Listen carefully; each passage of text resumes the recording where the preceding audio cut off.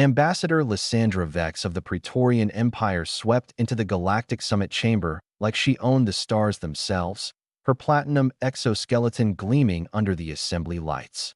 She was untouchable. Her species had conquered 40 systems, commanded fleets that made suns tremble, and held economic leverage over half the known galaxy. When she spoke, civilizations listened or faced consequences that ended in orbital bombardment. That was why the silence that greeted her entrance felt wrong. Ambassador Reid Mallory of Earth stood at the human delegation podium, arms crossed, expression carved from stone. He had not moved when Lysandra entered, had not bowed, had not shown even the basic courtesy that her station demanded. "You dare stand in my presence." Lysandra's voice carried the harmonic resonance that made lesser species instinctively cower. "I am Lysandra Vex, voice of the Praetorian throne, commander of the Eastern Spiral Arm, bearer of the Imperial Mandate. You will show proper deference, human." Reid looked at her for 3 long seconds. Then he spoke, his voice calm and absolutely cutting. "No." The chamber erupted in shocked whispers. No one refused a Praetorian command. Not if they wanted their homeworld to survive the week.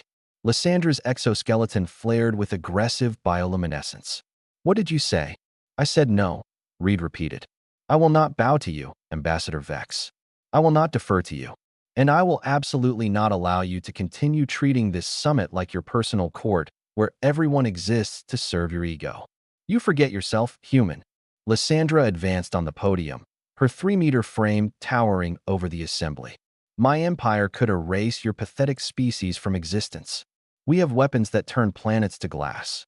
We have fleets that blot out stars.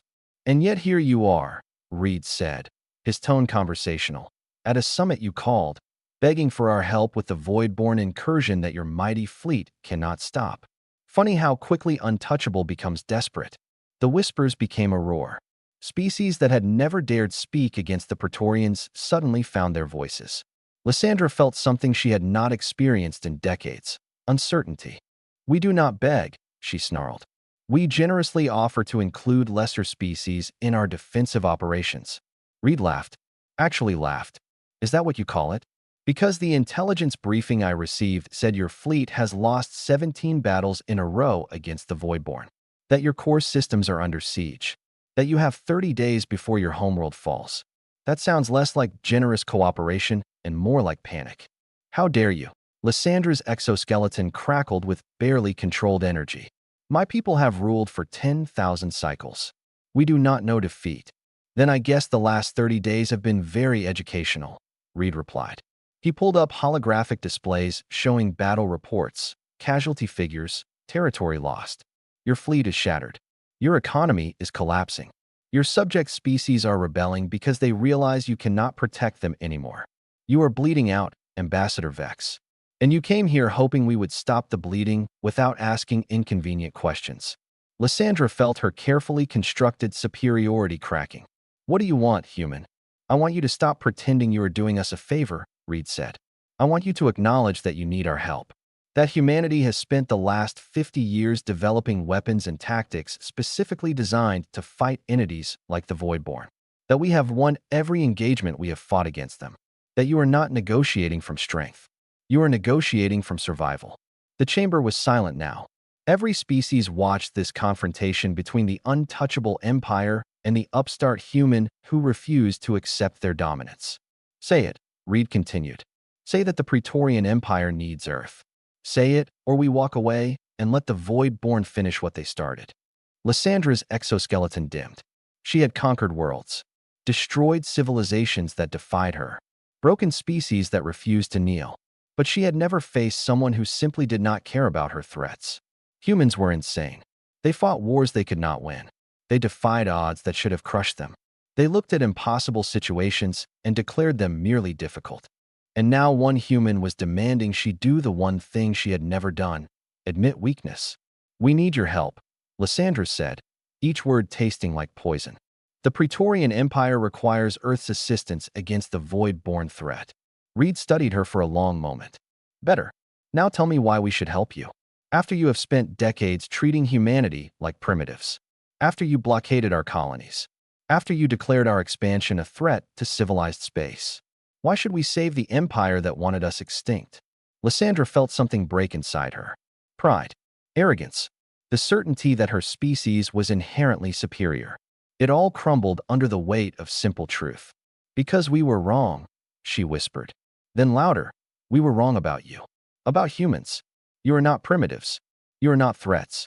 You are what we used to be before we became so convinced of our own superiority that we forgot how to grow, how to adapt, how to face challenges instead of simply crushing opposition. Reid's expression softened slightly. Go on. The Voidborn do not care about our 10,000 cycles of rule. Lysandra continued, her voice breaking. They do not care about our weapons, or our fleets, or our empire. They simply consume.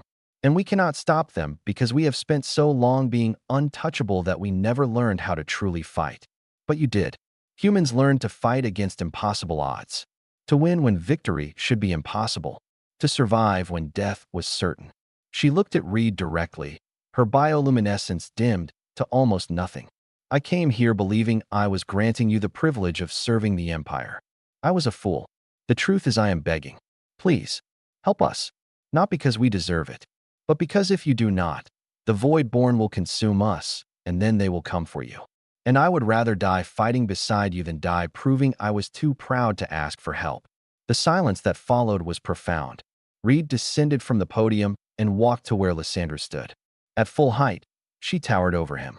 But somehow, in this moment, their positions felt reversed. That, Reid said quietly, was the first honest thing you have said since entering this chamber. Thank you for that, Ambassador Vex. Lysandra felt moisture forming in her optical sensors. Tears. She had not cried in centuries. Will you help us? Yes, Reid said. Because that is what humans do. We help people who need it, even people who treated us like garbage. We are weird like that. But there will be conditions. Anything, Lysandra said. First, no more treating other species as inferior. Second, your subject species get autonomy. Third, you stop expanding by conquest. And fourth, you acknowledge publicly that the Praetorian Empire needed Earth, not the other way around. Each condition would diminish her empire's power, would humble the Praetorians in ways that could never be undone. But it was survival. It was growth. It was the chance to become better than they had been. Agreed, Lysandra said. All of it. Agreed. Reid extended his hand in the human gesture of partnership. Then let us go kill some Voidborn together, Ambassador.